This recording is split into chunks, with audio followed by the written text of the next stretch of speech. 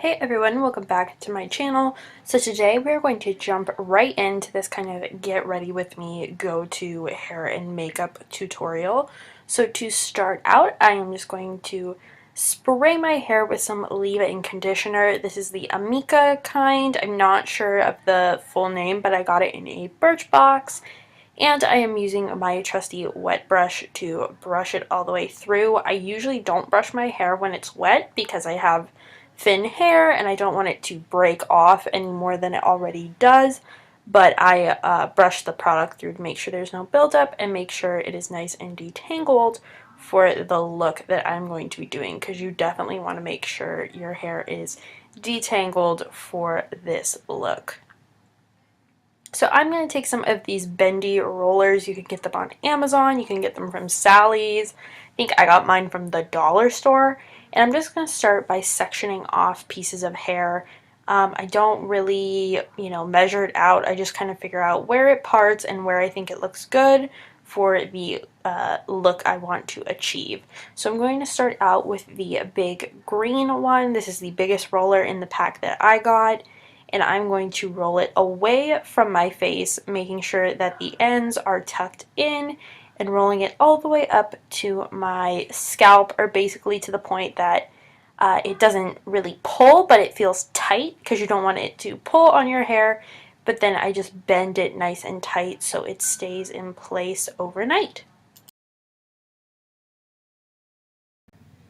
So I'm just going to continue sectioning off hair and rolling it, and you'll see throughout I kind of change the size of roller I'm using, mainly because I only have about 12 rollers total, so I don't have enough of each kind to do my whole head with the same size. So I always put the bigger curls in the front so I get this really nicely like coiffed super vintage big wavy bang, and then put all the smaller curls in the back, especially because smaller curls tend to look a bit crazier and messier, and I can do a lot more with them in the back of my head than on the front of my head, and I want the front to be a little bit more molded. So I am just going to keep going around I would say these big ones are probably maybe an inch in circumference, and then maybe half an inch for the pink ones that you'll see me use, and then a quarter of an inch for the blue ones. But basically the blue ones make a really tight Shirley Temple spiral curl. The pink ones will give you a little bit of a looser curl, and then the green ones will give you a wavy type, but the looser that you roll them and the more spread out the hair is when you roll them, the more wavy they will be. But I kind of like my hair to look naturally curly when I do this, so I want everything to be kind of tight, and then I brush it out to the texture that I like. Taking a bandana, you probably want one that is a little bit bigger than the circumference of your head. I'm just going to wrap these curls up so they stay in place overnight. Preferably you would do this with a silk headscarf, but I do not have one. But a bandana keeps them all nice in place and makes it a little bit easier to sleep on. So I just tuck the bottom corner underneath on my neck, and then I wrap up the top corner and the two sides. You can look at like Pinup Doll Ashley Marie. She has a really good tutorial on how to do this stuff. But basically this is just a way of keeping the curls in tight, and since my hair is wet, using the cotton, it kind of helps dry it out. But I leave my bangs out so that they don't get squished in the process of it drying and curling and doing all that. So that is it for the hair right now. And now starting with the makeup, I am using a dewy primer. I know, absolutely shocking. I never use a dewy primer. This one is from IPKN or LPKN, I'm not sure. It is a K-beauty brand, but it has an SPF 15 and it has a really pretty kind of pinky glow to it.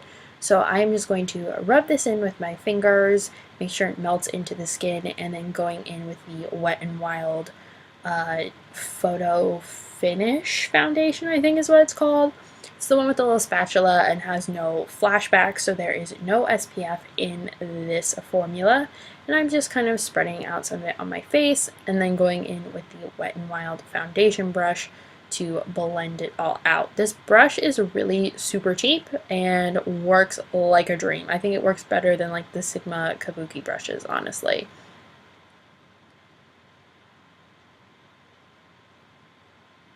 So now going in with concealer, I'm going to use my Makeup Revolution concealer. This is my favorite.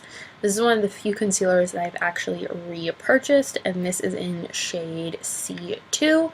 So I'm doing a full face today, so I'm highlighting my chin, underneath my eyes, my forehead, and down my nose, and then blending it all out with a dry Real Techniques sponge. I've kind of noticed that using this dry is a little bit better with this concealer than using it wet. Using it wet, I think it just leaves it on a little bit too thick and the concealer doesn't really dry, and I notice a lot more creasing when I use it with the Real Techniques sponge.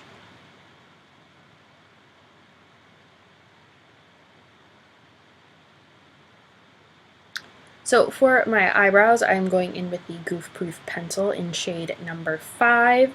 And I really still haven't figured out this whole eyebrow thing, so I just try and fill them in to the best of my abilities and create some sort of matching shape along the way and actually give myself a little bit of a tail. But yeah, I am not the brow authority. I've screwed my brows up so many times, I don't touch them anymore. They're an absolute mess. So if anyone would like to teach me how to do eyebrows, please comment down below. For an eyeshadow primer, I'm using my trusty old white NYX primer. This is the best eyeshadow primer ever. And going into my Makeup Revolution palette, I'm taking the shade Melody and highlighting the brow bone with a fluffy brush. And I kind of do a sweeping motion and then pack it on so that it has a little bit of setting power and then actually gives you the pigmentation on top of that, so you get a nice blended brow highlight. Now going into color Fete, I'm using the e.l.f. eye contouring brush, and this is going to be our transition color for today's kind of smoky brown eye. So I go really slow when I do this, just because I want to really create a nice crease shape. Since my eyes are uneven, I kind of try and even them out by making more of a refined crease along the way. So I just go back and forth, depositing more color and making it look nice and even, not splotchy, any of that. But yeah, I really love this color as a dark transition because it gives you a nice contour, but it also blends so beautifully that it doesn't leave you with like this dark punched in the eye kind of look. And I just go back in with that fluffy brush that we used before to blend everything out.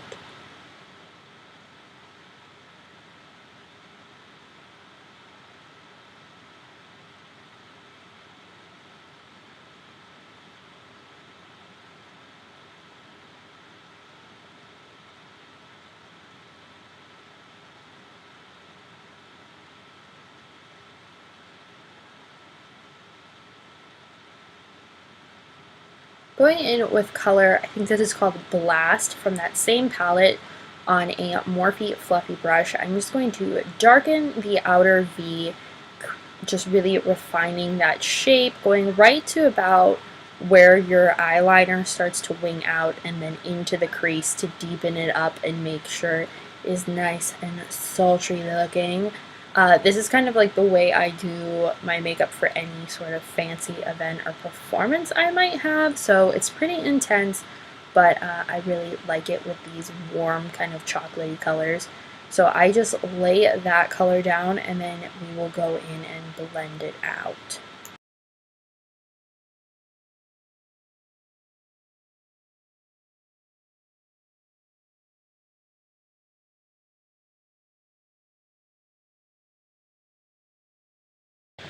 Going into the same palette, this is a one palette look. I'm going to take this kind of camely color called Dare and a fluffy brush, and I'm going to pack this onto the rest of the eyelid that we did not use that dark brown on. I think it's just a nice sort of camel color, a little bit darker than my skin tone, but kind of creates the illusion of that sort of cut crease. I can just never leave part of my eyelid bare. Maybe some of you think it looks better that way, but I prefer there to be color the entire way all over my face, even if it is a neutral color.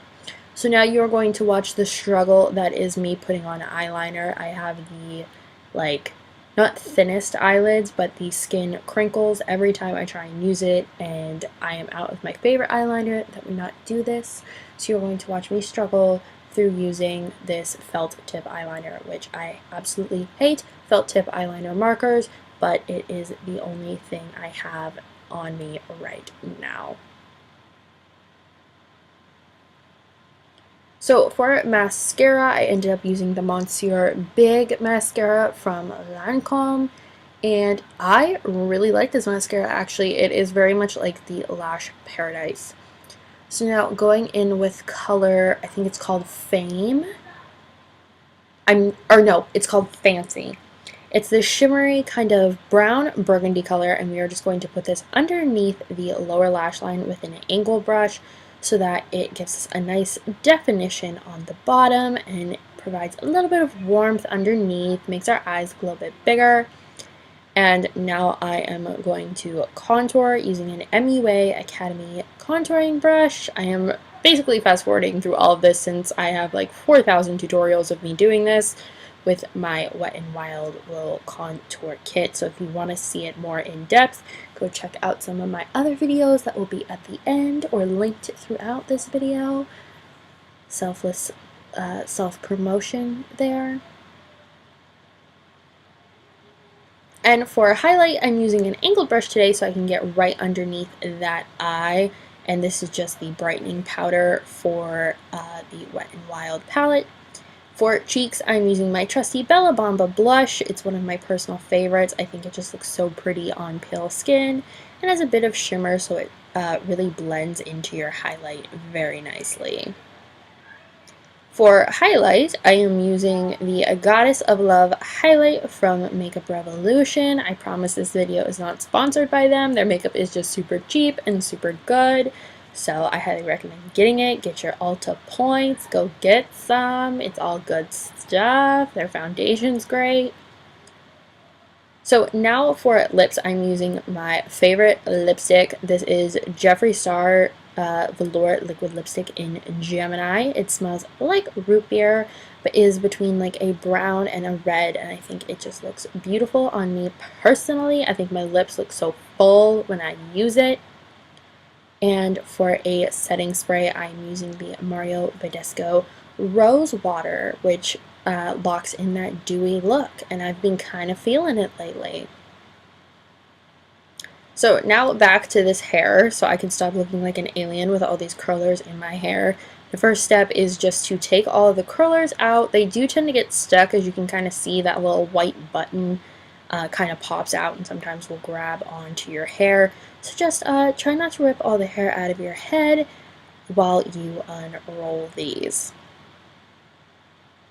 Now, as you can see, these are really tight little spiral curls that we have going on, and they look kind of strange and kind of like a bad perm, but I promise you it gets better. It's gonna look worse before it gets better, because wait till you see this brushed out. But I promise it ends up looking nicer than it did. I sometimes will brush them for maybe 20 minutes just because my hair does hold a wet curl very well. It doesn't hold a dry curl very well. I basically have to do this method to get any sort of curl in my hair unless someone else is doing it and they're like a professional and they understand how hair works.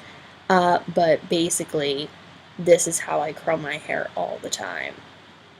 So now that I look like Shirley Temple, I am just going to run my fingers through all the curls to break them up and see what we are working with first and foremost. So you can kind of see they get very poodle-like, but then I start brushing it out with my teasing comb. It is the only boar bristle brush I have, so I make do with what I've got, but it kind of allows me to really mold the curls. So I did that for about 10 minutes all the way around my head, and then I throw some dry shampoo in my roots to give me some volume since the curlers did not reach the very top of my scalp. If you're going for like a natural kind of curl, definitely make sure that you get them all the way to your scalp, which I did not do this time, but it is okay because we're going to keep brushing them out. Now, using a smoothing milk, this one is from Garnier, I'm just going to run it through my curls so that they are not so big and frizzy. You can put this stuff on straight hair and make it look really sleek, or you can put it on your own curls and make them look very nice and not so poofy. So I do this for quite a while, just really mixing it in. I use quite a bit of it because it doesn't make your hair crunchy like mousse. And I make sure I put it on the tops, bottoms, underneath, and all the way around with this, just so that it is all nice and shiny, and then I brush through again with the teasing brush. So once I have it where I want, I spray it with my Kenra Voluminous Hairspray. And for today, I'm going to pull back the front parts because they didn't match the texture of the rest of the hair as much as I would like them to. And I threw in my big purple Ursula bow. It's got the seashell on it and like some tentacle textures. And I just popped that into the back of my head.